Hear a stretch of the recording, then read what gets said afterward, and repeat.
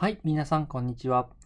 Di video kali ini kita akan mulai masuk ke bab baru, bab kelima. Di bab kelima kita akan lebih banyak membahas mengenai tubuh manusia, sistem-sistem di dalam tubuh manusia, dan juga organ-organ dan fungsinya masing-masing. Ya, jadi kita mulai dari bab 5 ke 1 mengenai sistem sirkulasi. Di sistem sirkulasi adalah sistem yang membahas mengenai peredaran darah, jantung, dan sebagainya. Oke? Kita mulai dengan darah. Jadi kita punya darah, ya, itu lihat bisa dari bagian sini. Itu penyusunnya, ya, itu ada dari sel darah 45% dan sisanya 55% adalah plasma darah, ya. Nah, dari 45% sel darah kita itu dibentuk dari sel darah merah, eritrosit, sel darah putih, leukosit, dan trombosit, ya. Sedangkan sisanya adalah plasma darah. Nah, sekarang kita lihat satu persatu. Eritrosit atau misalnya atau sel darah merah itu bentuknya seperti disk, ya, seperti CD, seperti lempeng, ya. Ukurannya 7 sampai 8 mikrometer. Kemudian jumlahnya di dalam tubuh manusia itu kurang lebih 4,1 sampai 5,3 juta, itu dalam laki-laki, dan perempuan lebih sedikit, ya. Kemudian organ pembentuk sel darah merah itu adanya di sumsum tulang belakang, ya. Dan penghancurnya adalah ada di liver dan limfa. Umurnya kira-kira 120 hari dan fungsinya untuk mengangkut oksigen, ya, hemoglobin untuk mengangkut oksigen. Oke. Nah, kemudian kita lihat yang kedua mengenai leukosit atau sel darah putih. Bentuknya bulat, ya, ukurannya itu lebih besar daripada eritrosit, ya, 6 sampai 20 mikrometer.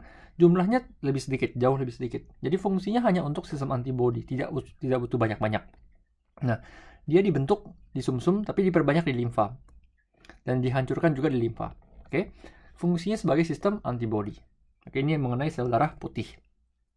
Yang ketiga mengenai trombosit, itu bentuknya tidak teratur, jadi bentuknya bisa acak-acak, ukurannya kecil sekali 2 sampai 3 mikrometer. Kemudian jumlahnya itu 200 sampai 400 ribu sel per 1 ml, ya. Kemudian organ pembentuknya itu di dalam sumsum tulang belakang, penghancur juga limfa, sama seperti sel darah merah. Fungsinya ada di sistem pembekuan darah. Jadi ketika kita luka, trombosit yang akan melakukan pembekuan darah biar tidak ada luka lebih lanjut. Oke. Dan terakhir mengenai plasma darah. Plasma darah itu 90%-nya air, 77%-nya protein, dan sisanya adalah lemak, garam, glukosa. Fungsinya itu sebagai mengangkut sel darah yang tadi 45% itu mengangkut sel darah, CO2, nutrisi, dan sampah-sampah lainnya. Oke, jadi adalah mengenai komposisi darah yang sudah pernah kita pelajari. Sedikit mengulang saja, coba kamu buat notes untuk merangkum darah seperti ini. Oke. Kemudian mengenai pembuluh darah, kita punya pembuluh darah 3 jenis. Satu mengenai arteri, kedua vena, yang ketiga kapiler, ya. Jadi arteri adalah pembuluh darah yang keluar dari jantung. Vena itu yang masuk ke jantung. Sedangkan kapiler itu yang ada di tengah-tengah arteri dan vena, ya. Jadi kita bisa lihat secara ciri khasnya, arteri dia punya dindingnya jauh lebih tebal. Ya, kamu bisa lihat yang di sini ya. Itu dinding arteri itu jauh lebih tebal daripada dinding vena. Ini vena, ini arteri. Ya, dindingnya lebih tebal, ya. Kenapa? Karena dia akan harus menahan tekanan darah dari jantung. Jadi ketika jantung memompa darah dari jantung ke seluruh tubuh, maka si arteri dindingnya harus menahan tekanan itu biar tidak pecah. Sedangkan vena dia hanya mengangkut yang dari tekanan darah rendah masuk ke jantung. Jadi dia tidak butuh dindingnya tebal-tebal. Oke. Dan juga mengenai kapiler. Untuk kapiler itu kamu bisa lihat di antara vena dan arteri itu pembuluh kapiler, di mana dia bisa dindingnya sangat tipis. Dia bisa bertukar sel. Jadi sini ada sel darah itu bisa bisa masuk, bisa keluar dari pembuluh kapiler itu. Oke, jadi adalah mengenai 3 jenis pembuluh darah. Mengenai sistem sirkulasi, lebih tepatnya mengenai sistem jantung, ya, anatomi jantung ada di sebelah kiri, kita bisa lihat.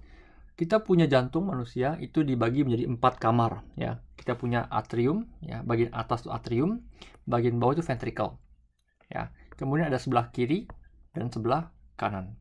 Ya, atrium kiri, atrium kanan, ventricle kiri, ventricle kanan. Oke, jadi ada 4 kamar di sini. Kemudian dinding tengah ini septum interventrikuler, itu dinding tengah-tengah yang memisahkan kiri dan kanan.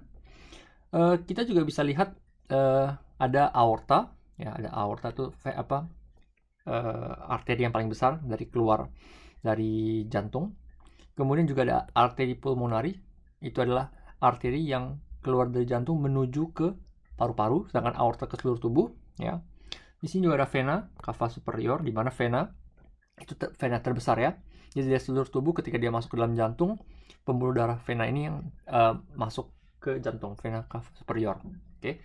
Jadi secara urutannya kamu masih ingat pernah pelajari di SMA, seluruh darah dari seluruh tubuh akan masuknya lewat atrium kanan, ya, lewat vena cava masuk ke atrium kanan. Oke. Setelah dia masuk ke atrium kanan, dia turun ke bawah ke ventricle. Di ventricle kanan dia dipompa ke atas, dia pompa ke paru-paru, keluar lewat arteri pulmonari. Setelah keluar dari arteri pulmonari, dia akan masuk ke jantung. Dia masuk, dia keluar masuk ke masuk ke paru-paru. Di sini dia dibersihkan. Ya, dia punya terjadi pertukaran gas antara oksigen karbon dioksida. Setelah itu darah yang mengangkut banyak sekali oksigen, dia akan masuk ke jantung sebelah kiri, masuk ke atrium kiri, turun ke ventricle kiri, dan dia akan dipompa ke seluruh tubuh. Ya, ini sebelah kanan kita bisa lihat gambarnya di sini ya, mengenai bagan secara general, di mana jantung ada di tengah sini, kemudian ada paru-paru di sini, dan seluruh tubuh sisanya. Ya, dan kita bisa lihat ketika dia masuk dari sebelah kiri, turun ke bawah, pompa ke seluruh tubuh, ke atas, ke bawah, seperti ini. Ya, dan dari sini kita bisa lihat banyak sekali organ-organ yang menjadi apa ya, dia memompa ke seluruh tubuh. Kira-kira ada lewat apa saja sih? Misalnya kalau kamu ke atas, kamu bisa melihat ada lewat kepala, ya, lewat otak kamu. Itu juga ada pembuluh darah kapiler. Kemudian masuk ke tengah, itu ada daerah saluran pencernaan. Ada liver, ada usus, ada pankreas, dan ada usus lagi ya. Di sini lambung, maaf. Di sini lambung, usus. Di sini ada ginjal buat cuci, kemudian di bawah dan lain-lainnya, misalnya kayak ujung kaki dan sebagainya. Ya. Tadi juga seperti yang ditulis di tabel sebelumnya, di mana kayak liver itu juga tempat untuk menyimpan, menghancurkan segala macam. Jadi memang ada hubungan dengan penyimpanan darah, ya, penyimpan, penghancur, pembentukan darah semuanya. Oke. Juga mengenai dari sini, kalau kamu lihat dari sistem pencernaan, di sini ada sistem usus ini ya, ada usus di sini. Ketika dari usus, sebelum dia keluar, dia akan lewat liver dulu, baru dia balik ke jantung.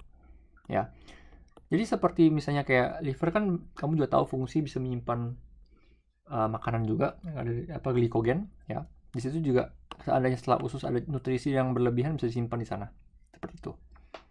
Oke. Kemudian kita bisa membandingkan sistem sirkulasi di hewan seperti di manusia. Manusia itu adanya yang di paling kanan ya. Kita punya 4 kamar. Ada 2 di kiri, 2 di kanan, ya, arteri dan ventricle. Contohnya ada mamalia. Dan juga burung juga memiliki sistem yang sama. Ya, jadi ada 2 jenis ada 4 kamar, sebelah kiri, sebelah kanan. Masuk seluruh darah masuk dari sebelah kanan, dipompa ke masuk paru-paru, balik ke tempat kiri, dari kiri dipompa ke seluruh tubuh. Di paling kiri kita bisa lihat sistem sirkulasi ikan, ya. Jadi ikan hanya memiliki 2 kamar, ya, memiliki 2 kamar. Di sini kita bisa lihat atrium. Di sini kita bisa lihat ventricle, ya. Jadi ketika misalnya seluruh darah dari seluruh tubuh dia masuk ke jantung, dia masuk lewat sini, kemudian langsung lari ke kamar sebelahnya dan dipompa langsung ke paru-paru insang, ya, ke insangnya dia. Setelah dari insang baru dia akan langsung lanjut ke seluruh tubuh. Jadi berbeda dengan manusia. Kalau manusia kan setelah lewat paru-paru akan kembali dulu ke jantung, baru dipompa ke seluruh tubuh. Tapi kalau ikan enggak, kalau ikan langsung setelah dari insangnya dia langsung pindah ke seluruh tubuh. Oke, ini perbedaannya. Kemudian mengenai yang tengah, yang reptil dan serangga, kita punya reptil di sini, serangga di sini. Dia memiliki 3 kamar, ya. Yang di sini 3 kamar itu, satu adalah atrium, satu di sini adalah ventricle, yang besarnya ventricle ya. Kemudian ada atrium lagi sebelah sini. Nah, kurang lebih sama seperti manusia. Ketika misalnya seluruh darah masuk lewat atrium, turun ke ventricle, dia harus dipompa sekali ke paru-paru. Di paru-paru dia bisa bertukar gas, kemudian darah yang baru akan masuk ke atrium di sebelah kiri. Nah, masalahnya apa? Ketika dia turun ke bawah, dia akan bercampur dengan darah yang kotor sebenarnya. Jadi ini yang menjadi perbedaan reptil dan reptil dan manusia, di mana tidak ada pemisah di antara sebelah kiri dan sebelah kanan.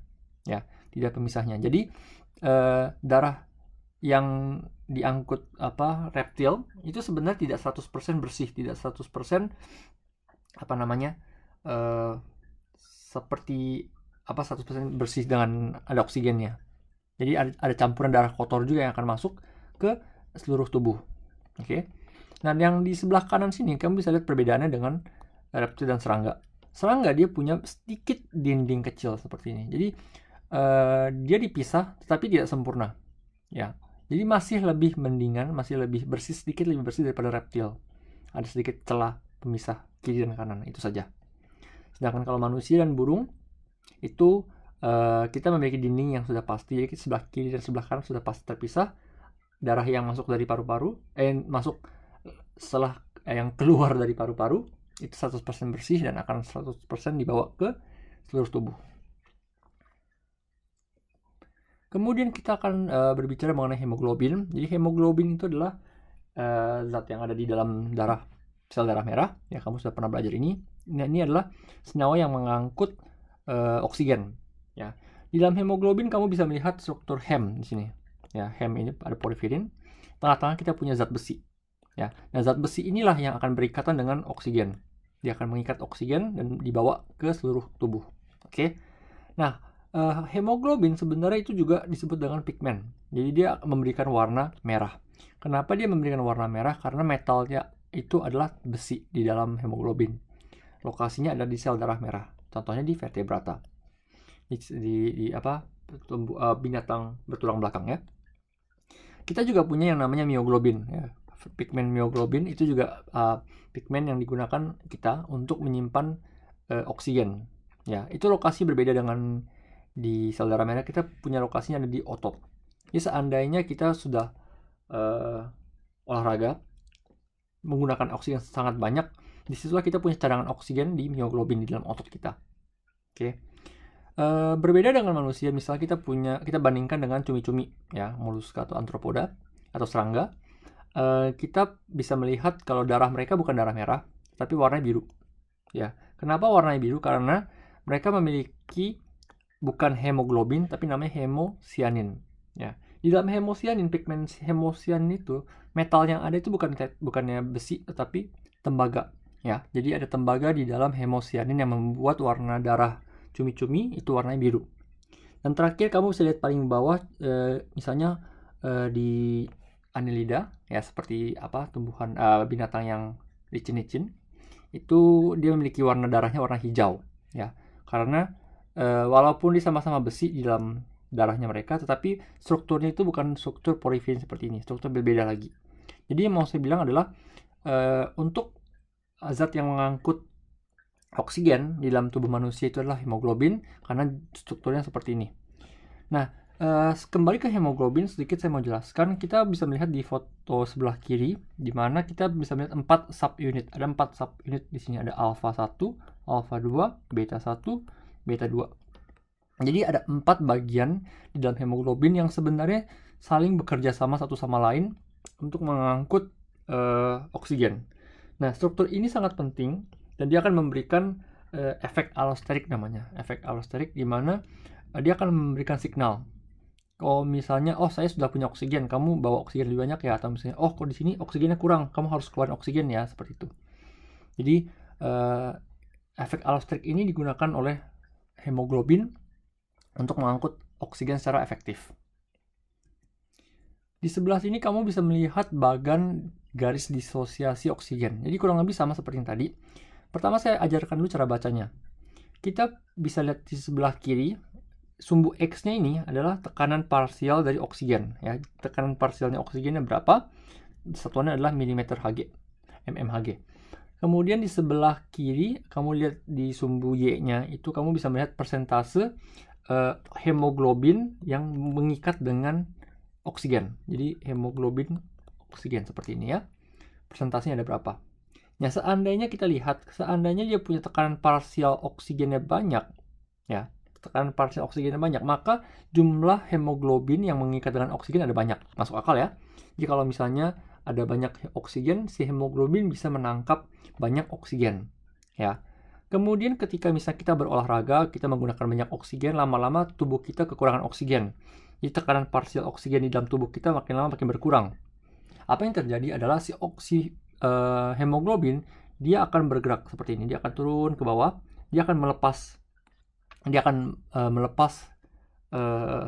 oksigen yang dia punya, ya. Dia melepas oksigen yang dia punya untuk memberikan oksigen kepada tubuh kita.